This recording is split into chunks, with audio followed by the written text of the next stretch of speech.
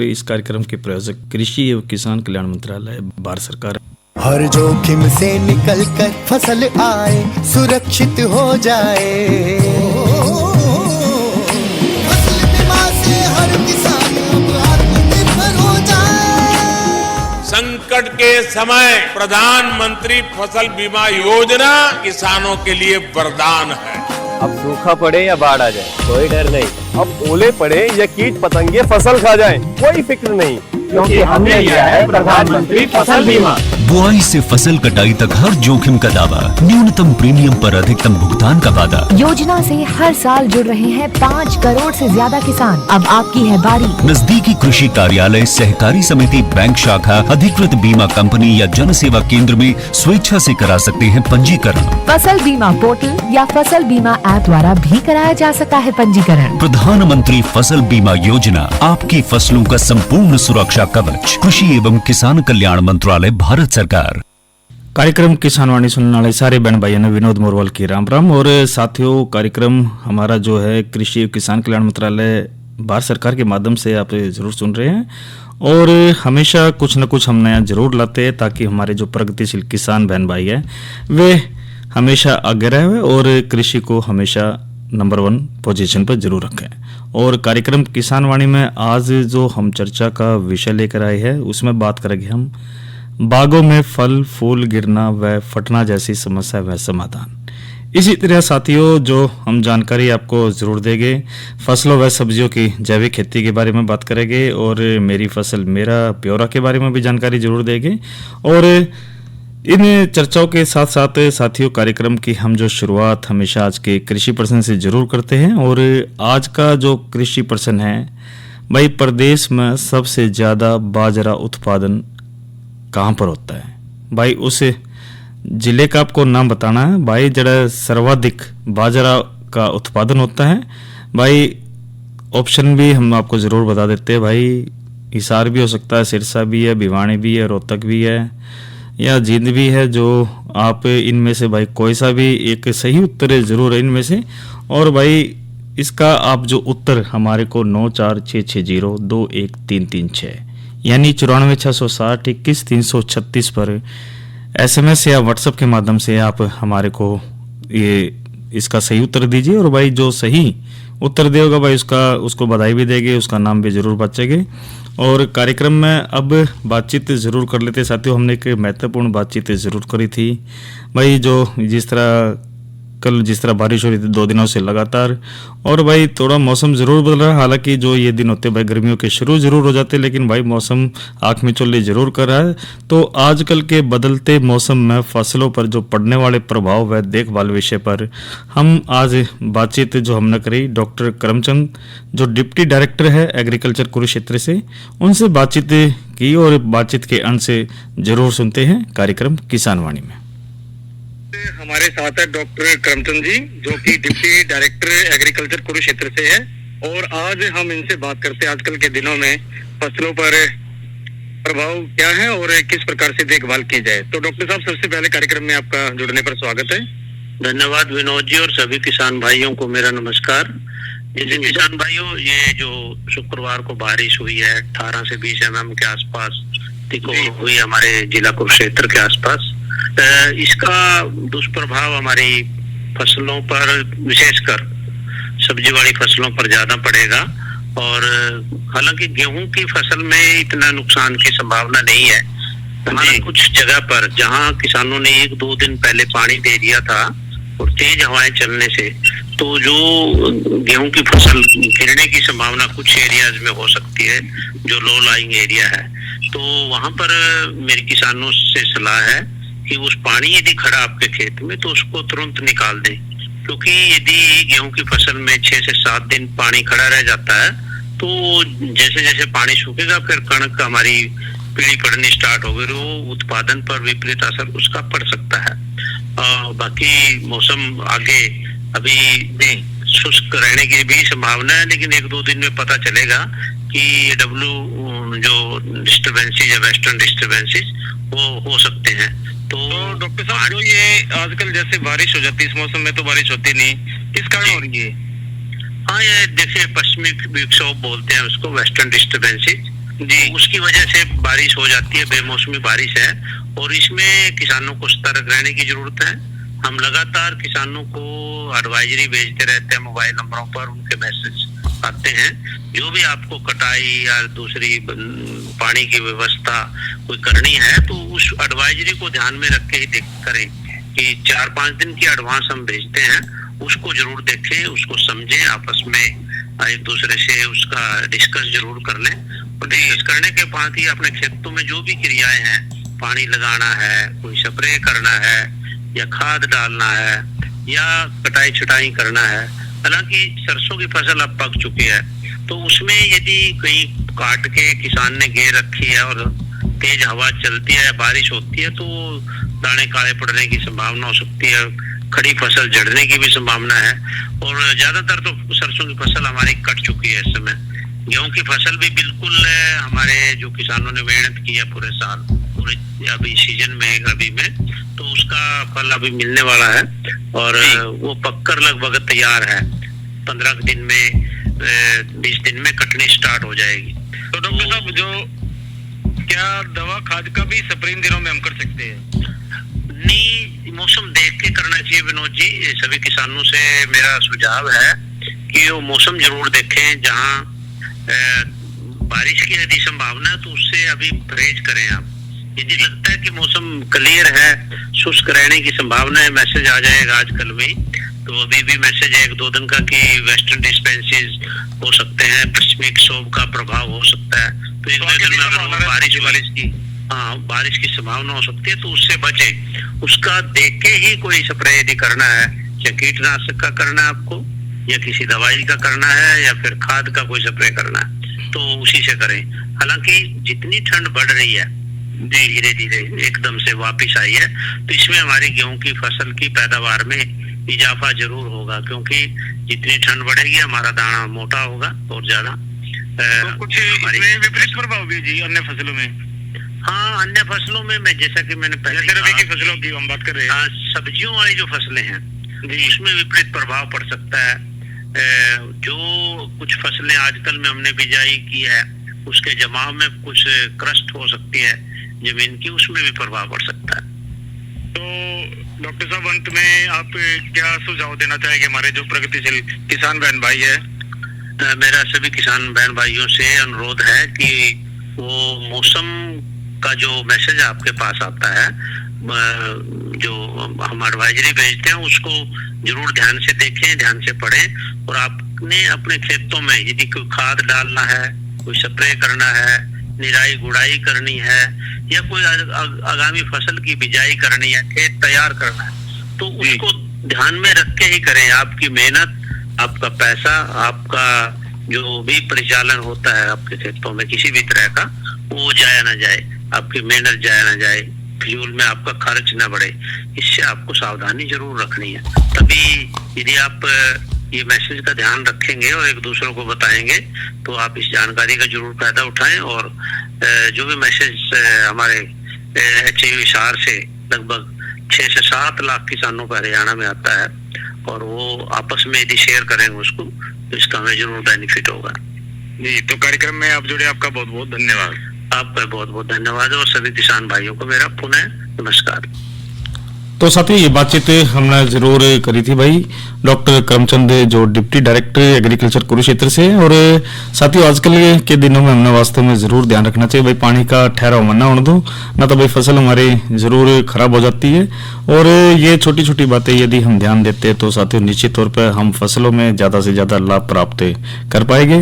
और बातचीत तो हमने आपको जरूर सुनाई और अब अन्य चर्चा हम जरूर आपके बीच में लाए हैं और बात हम करेंगे बागों में फल फूल गिरना व फटना जैसी समस्या के समाधान के बारे में बातचीत करेंगे। लेकिन उससे पहले भाई आज हम जो बातचीत है इसमें भी जरूर करते भाई बदलते मौसम का जो प्रभाव है उसकी भी बात हमने जरूर करी। और ये जब हम बात करते तो साथियों निश्चित तौर पर हमारी कोशिश रहती है कि भाई हम ज्यादा से ज्यादा आपको ये सुझाव देवे बतावा उसके बारे में, ताकि हमारी फसलों से हम लाभ जरूर ले सके।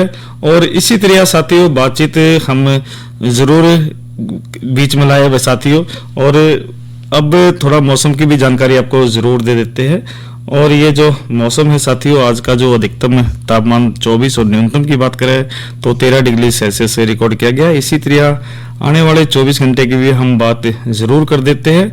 अधिकतम 27 और न्यूनतम 16 डिग्री सेल्सियस से रहने की जरूर संभावना है। और चर्चा साथियों हमारी जो दोनों महत्वपूर्ण चर्चाएं हैं, और इसमें जो चर्चा है भाई, आजकल के बदलते मौसम में फसलों पर पड़ने वाले प्रभाव की तो बातचीत हमने जरूर करी, लेकिन अब बातचीत हम एक अन्य भी जरूर हम कर लेते भाई, बागों में फल फूल गिरना व फटना जैसी समस्या व समाधान के बारे में बातचीत। तो साथियों ये बातचीत हम जरूर आपके बीच में लाए हैं, और हमारी जो कोशिश है यही है कि साथियों इसमें हम जरूर ध्यान रखें और कल के प्रायोजित कार्यक्रमों की भी जानकारी आपको जरूर दे देते हैं साथियों। और कार्यक्रम में हमारी जो कोशिश है साथियों कि हम महत्वपूर्ण जानकारी सभी दें। और कल जो कार्यक्रम हम लेकर आए हैं, हम जो चर्चा करेंगे साथियों, इसमें कल रविवार है, कार्यक्रम रहेगा थारे संदेश मारे गीत। पहले ये जो कार्यक्रम था थारी चिट्ठी मारे गीत था, और सोमवार को जो हम कार्यक्रम अन्नदाता में बातचीत लेकर आए हैं, आम के मुख्य रोग व नियंत्रण, और अन्य जो चर्चाएं जरूर हम शामिल जरूर करेंगे। लेकिन पहले ये लोकगीत।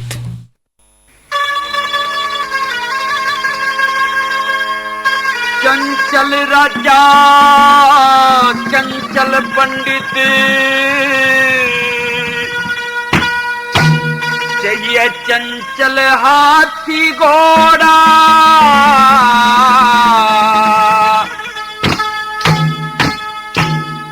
चंचल तिरियाना चाहिए जो राम मिलावे जोड़ा।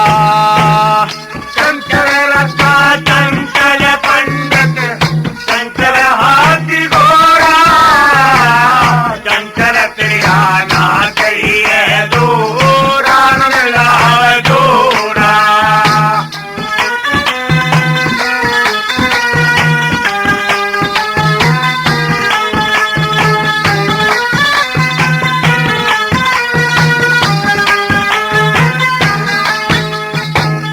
चंचल राजा रैयत काटे नगर गुलजार बसावे, चंचल पंडित बैठ सभा में सदा उपदेश सुनावे। चंचल हाथी चंचल घोड़ा फौज में खड़े सुहावे, चंचल त्रिया सात पुष्ट तक कुल के दाग लगावे। इसी वीर कलिहारी का इसी वीर कलिहारी का मुंह देखन का भी तोड़ा। चंचल तेरा ना चाहिए जो राम में लाए जोड़ा। चंचल रचा चंचल पंडित चंचल हाथी घोड़ा, चंचल तेरा ना चाहिए जो राम में लाए जोड़ा।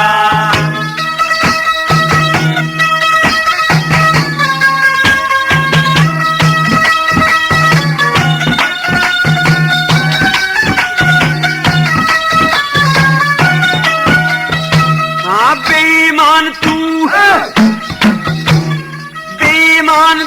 डूब के मर जा, पेट की काली हो के बाढ़ खेत में खावन लगी आप रुखाली हो के। चंद्रवती की ढाल बैठगी सुन बेजाड़ी हो के, बेल फूल फल पात न फूले अपे माली हो के। किसी ईकड़े का पत्थर किसी ईकड़े का पत्थर कौन काल का रोड़ा। चंचल तेरा ना चाहिए जो राम मिलावे जोड़ा। चंचल रता चंचल पंडित चंचल हाथी घोड़ा, चंचल तेरा ना चाहिए जो राम मिलावे जोड़ा। अंजना की सास कहने लगी अंजना से कि हे दुष्ट पापन, व्यभिचारिणी दुराचारिणी, तेरे इन कुकर्मों का हिसाब किताब तो धर्मराज के द्वार पर ही होगा। और दुष्कर्मी आदमी की ना तो ईश्वर ही मदद करता है और ना यारा प्यारा रिश्तेदार। और फिर के बोली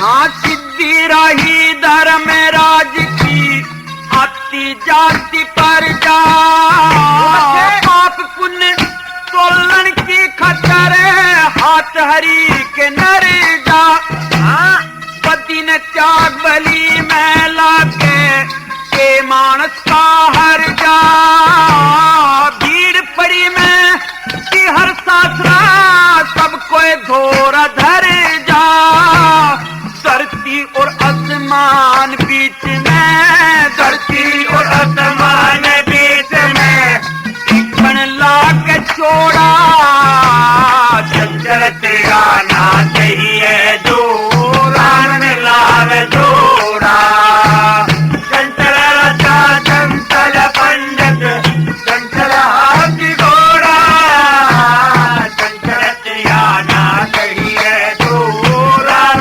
लावे जोड़ा।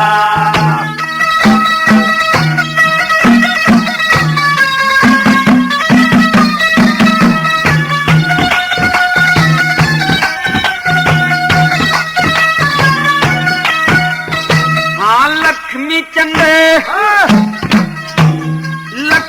चंद कांटी आले तुम जानी टेक हैं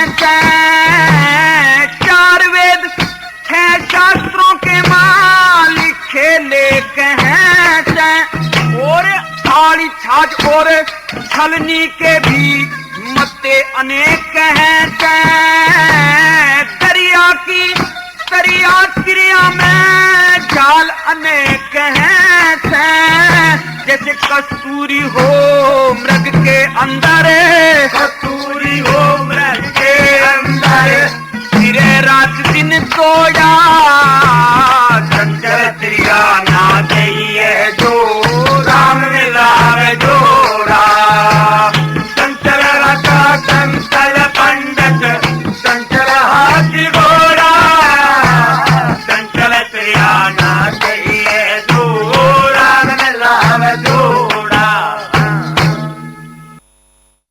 साथियों ये तो अपने लोकगीत सुना रागनी। और साथियों हम बात अब करते हैं बागों में फल फूल गिरना व फटना जैसी समस्या व समाधान की। और साथियों जब बात इसकी करें तो बागों में फल फूल गिरना और फलों का फटना भाई एक समान लेकिन गंभीर समस्या से जिससे पैदावार में भारी कमी आती है। और यह जो मुख्य रूप से भाई पोषक तत्वों की जो कमी से है, पानी की अनियमितता है, मौसम में भाई बदलाव है या कीटों के हमले के कारण ज़रूर होता है। और भाई जब समस्या के कारण और समाधान की बात करें तो एक तो देखो इसमें फूल और फल का गिरना है जो कारण है भाई पानी की कमी का अधिकतमता जो लंबे सूखे के बाद भाई अचानक पानी देते हैं या मिट्टी में नमी कम होना है। और इसी तरह पोषक तत्वों की कमी है जिसमें भाई बोरोन कैल्शियम जिंक या नाइट्रोजन की कमी हो जाती है। तापमान और में अचानक बदलाव के कारण भी भाई होता है। तो बहुत अधिक भाई जो गर्मी है भाई 29 डिग्री सेल्सियस से भाई जो ज़्यादा या बहुत कम तापमान है इसकी वजह से भी। इसी तरह भाई ग्रोथ हार्मोन का जो असंतुलन है पौधे में सिर्फ एसिड जो है उस बढ़ना और ऑक्सीजन का जो कम होना है। और कीट रोग की बात करें तो भाई थ्रिप्स है धुनी या फिर फफूंदी जनित रोगों का ये हमला है भाई जिस तरह भाई फूल और फल गिरता है। और समाधान की बात करें तो इसके अंदर साथियों हमने एक तो नियमित सिंचाई जरूर करनी चाहिए भाई। इसमें मिट्टी में नमी का स्तर बराबर बनाए रखे विशेषकर फूल और फल बनने के टाइम में। और इसी तरह भाई पौधा जो विकास हार्मोन्स है जिसने भाई नेफ्थलीन एसिटिक एसिड जिसने NNA बोल देते हैं जैसे फ्लोनोफिक्स का 1 मिलीलीटर प्रति 4.5 लीटर पानी में मिलाकर छिड़काव करें। और पहला छिड़काव फूल आने पर और दूसरा 15 से 20 दिन के बाद करें। इसी तरह भाई जो सूक्ष्म पोषक तत्व की जब हम बात करते हैं तो बोरोन और जिंक का जो छिड़काव फल के सेट होने के बाद इसमें करना चाहिए। मल्चिंग की बात करें तो पेड़ के जो तने के जो आसपास जो सूखी घास या फिर मल्चिंग का उपयोग करें ताकि भाई मिट्टी में नमी बनी रहे। और इसी तरह भाई कीट नियंत्रण की हम बात कर लेते हैं भाई, इसमें जो थ्रिप्स है या फिर अन्य कीटों के लिए भाई नीम के जो तेल या फिर उचित कीटनाशक का प्रयोग हमने करना चाहिए, जिससे हम भाई फूल और फल के गिरने को बचा सके। इसी तरह भाई फलों के फटने की जब हम बात करते हैं तो भाई इसमें देखो, एक तो बोरोन की कमी के कारण भी ये भाई रोग होता है, ये फल फटने का सबसे प्रमुख कारण से है। इसी तरह भाई पानी का जो असंतुलन है, सूखे के बाद भाई तेज बारिश या फिर भारी सिंचाई, जिस तरह फल के जो भीतर का जो हिस्सा है वह तेजी से भाई बढ़ता है और छिलका नहीं है इसमें, और तापमान में अचानक बदलाव के कारण भी भाई ये फल फटते हैं, जिसमें तेज गर्मी और कम नमी है। और सावधानी की जब हम बात करते तो बोरोन और कैल्शियम का जो स्प्रे हमने करना चाहिए, बोरोन और कैल्शियम नाइट्रोजन का घोल बनाकर भाई फलों पर छिड़काव करें और 1 से 2 ग्राम प्रति लीटर पानी इसमें हो।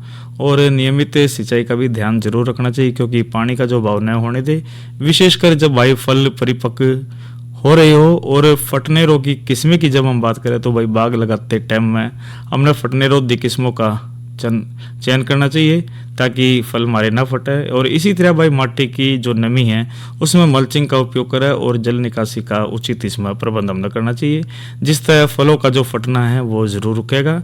और सामान्य उपाय की बात करें तो भाई एक तो संतुलित खाद का प्रयोग हमने जरूर करना चाहिए, नाइट्रोजन की अधिकता से बचे, पोटाश और सूक्ष्म पोषक तत्वों का संतुलन इसमें बनाए रखें। और भाई जो छायादार जो इंतजाम है, अधिक गर्मी वाले क्षेत्रों में छोटे पौधों के लिए जो शेडनेस है का उपयोग हमने इसमें करना चाहिए। और भाई देखो, इसमें जो अगर आम, अनार या नींबू के बाग में यह समस्या, तो भाई जो निर्देश हमने बताए, हार्मोन छिड़काव, बोरोन स्प्रे सबसे कारगर जरूर इसमें रहते हैं। ये तो बात करी हमने भाई बागों में फल फूल गिरना व फटना जैसी समस्या व समाधान के बारे में। इसी तरह भाई एक और महत्वपूर्ण हम जरूर लेते भाई जानकारी फसलों व सब्जियों की जैविक खेती, क्योंकि फसलों और सब्जियों की जो जैविक खेती है भाई, उसमें रसायनों के स्थान पर जब हम गोबर खाद है, वर्मी कंपोस्ट है, जीवामृत है और हरी खाद का जो उपयोग इसमें हम करते हैं, और भाई जो यह विधि से यह मिट्टी की उर्वरता बढ़ाती है, कीटों के लिए निमास्त्र अग्रिस्ते का प्रयोग हम करते हैं और फसल का जो चक्र अपना कर भाई जो उपज की गुणवत्ता है उसको भी पौष्टिकता या इसमें बढ़ाती है। तो भाई जैविक खेती की मुख्य तकनीक और घटक की जब हम बात करते हैं, एक तो भाई इसमें जो मिट्टी का प्रबंध सही हो, इसमें भाई सड़ी हुई जो गोबर की खाद से, वर्मी कंपोस्ट है, नीम की खड़ी का उपयोग है, मिट्टी की गुणवत्ता सुधारने के लिए भाई इसमें हम ज़रूर करते हैं। और पोषण की जब हम बात करते हैं तो भाई देखो, एक जो जीवामृत है जो हमने बताया भाई अमृत पानी है, और वर्मी वॉश का उपयोग सिंचाई के साथ या फिर जो छिड़काव के रूप में हम करें तो भाई लाभदायक है। और कीट नियंत्रण और गौमूत्र भाई नीम का जो तेल, नीमास्त्र है, ब्रह्मास्त्र का जो उपयोग है हानिकारक कीटों को नियंत्रित करने के लिए किया जाता है। और खरपतवार प्रबंध भाई ये भी बहुत जरूरी से है, निराई गुड़ाई, मल्चिंग जिसने पलवार कह दिया करे, मिट्टी को ढकना और गहरी जुताई के माध्यम से भाई खरपतवार को नियंत्रण हम इसमें करते हैं, जिससे भाई हम इसमें ज़्यादा से ज़्यादा लाभ ले सकें। और इस तरह भाई जो हम एक फसलों और सब्जियों के जैविक खेती के रसायनों के किस स्थान पर गोबर और ये जो हमने उपाय बताए, निश्चित तौर पर साथियों हम इसमें ज़्यादा से ज़्यादा लाभ प्राप्त कर सकते हैं, क्योंकि भाई जो जैविक खेती दिनादिन जरूर बढ़ती जा रही है। और सब्जियां में भी भाई स्वाद आवे और मुँह मांगे पीसे भी जरूर मिलते हैं हमारे जो प्रगतिशील किसान बहन भाई हैं।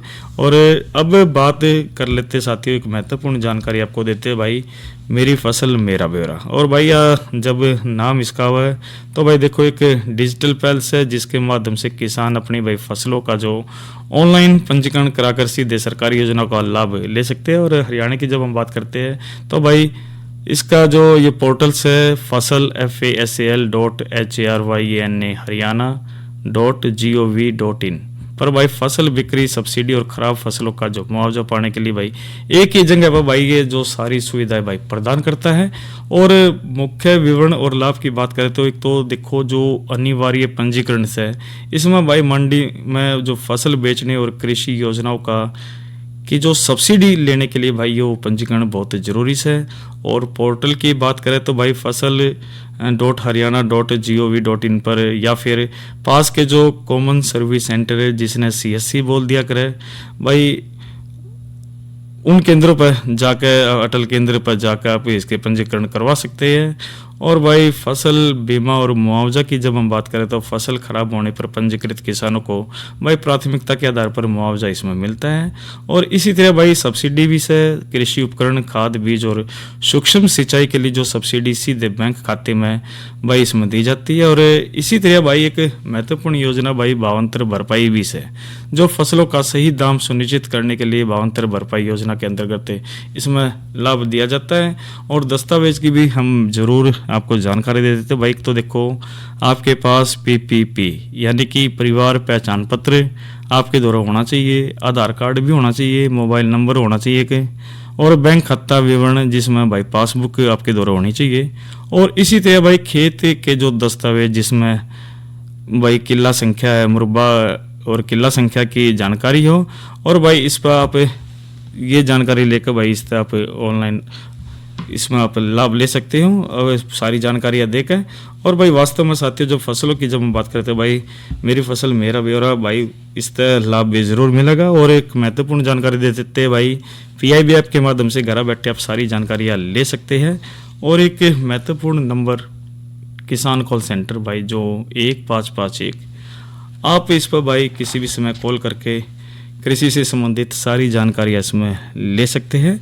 और भाई बात हम ज़रूर करते हैं भाई, हमारे जो किसानवाणी जो कार्यक्रम है, आकाशवाणी कुरुक्षेत्र का YouTube चैनल भी है, उस पर भी भाई हम जो महत्वपूर्ण सारे कार्यक्रमों को हम उस पर अपलोड करते हैं भाई। आप कहीं भी कितनी बार सुनो उन कार्यक्रमों को।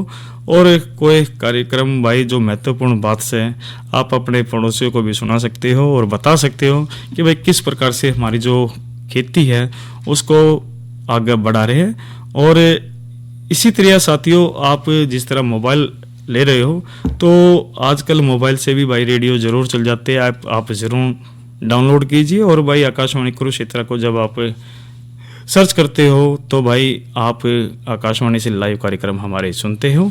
और इसी तरह भाई आप अन्य माध्यमों से भी हमारे से आप जुड़े रह सकते हैं।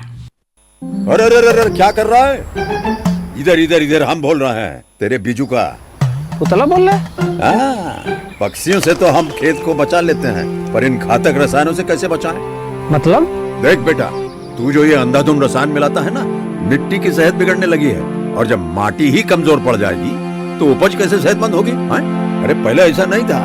पूछना अपने बड़े बुजुर्गों से, कैसे फसल लहलहाती थी, शुद्धता झलकती थी। माटी भी तंदुरुस्त और लोग भी। अब पहली वाली बात कहाँ? पर अब तो सब यही डाले हैं। सब नहीं, आज भी लाखों जागरूक किसान परंपरागत विधि से फसल उगा रहे हैं। खर्चा कम और उपज की कीमत भी बेहतर पा रहे हैं। सच है? रे बेटे, एक्सपीरियंस से बता रहे हैं, धूप में बाल सफेद नहीं किए हैं। ठीक है भाई, मैं भी आज से जैविक खेती शुरू करूंगा। माटी से प्रेम की परंपरा है, परंपरागत खेती। तो साथियों, आज के कार्यक्रम में इतना ही। और इस कार्यक्रम के प्रायोजक कृषि एवं किसान कल्याण मंत्रालय भारत सरकार रहे हैं। और अपने साथी विनोद मोरवाल को दीजिए इजाज़त। अच्छा बहनों और भाइयों, राम राम।